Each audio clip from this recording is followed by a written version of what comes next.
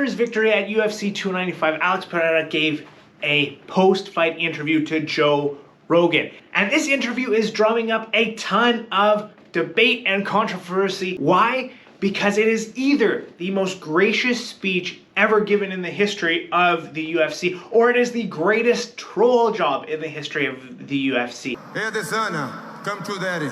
And people all over the internet are debating which one it is.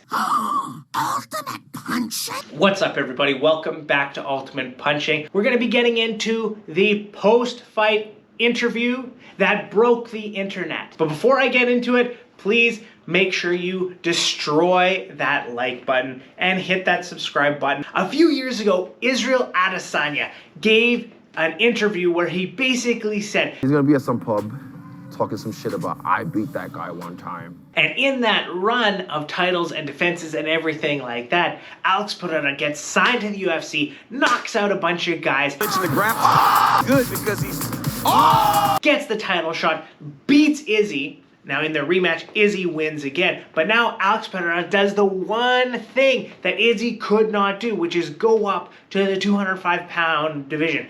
Beat Jan Blachowicz, Izzy's only loss up until him facing Poatan and recently Sean Strickland. But at that time, his only loss was to Jan Blachowicz. So he goes up, he beats him, now he wins the 205-pound championship. So the entire thing that Alex has done in his career since joining the UFC has essentially been one giant troll job of Israel Adesanya, because he has done everything that Izzy hasn't been able to do at the 205 pounds, and on top of which, he took the belt from Izzy one time. Now, Izzy got it back. He knocked him out in spectacular fashion. The fact that Alex went up to 205, did what Izzy couldn't do, makes this whole thing the troll job. And in his post-fight interview, he said, Hey Adesanya, come true daddy.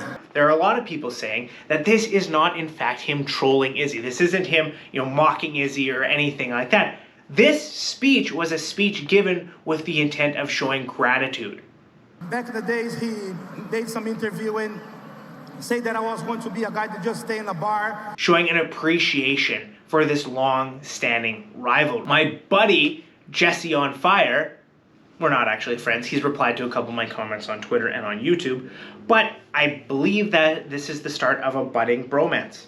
Come on, Jesse on Fire, don't you think the same thing? No, I'm kidding. But anyway, on his, he made a video post-fight over there, and he said that one of his friends, one of his instructors, I believe in jiu-jitsu, something of that nature, speaks Portuguese, and he said in the the Portuguese language that he was speaking, that this, it was not a troll job like some other people are saying. What it was a gracious appreciation for their rivalry. There's a lot of historical rivalries in professional sports where the people within those rivalries say that those rivalries made them better. So Alex Periera's rivalry with Izzy made him better and got him to where he is today. He wouldn't be in the position he's in today if it weren't for that rivalry. Pulling him out of the bar, pulling him off the couch, driving him to be better, driving him to become a champion, driving him to become the light heavyweight champion. And I want to know what you guys think. Do you guys think that that was a troll job where he's mocking Izzy, essentially saying that, hey, come to daddy, I've done what you couldn't do?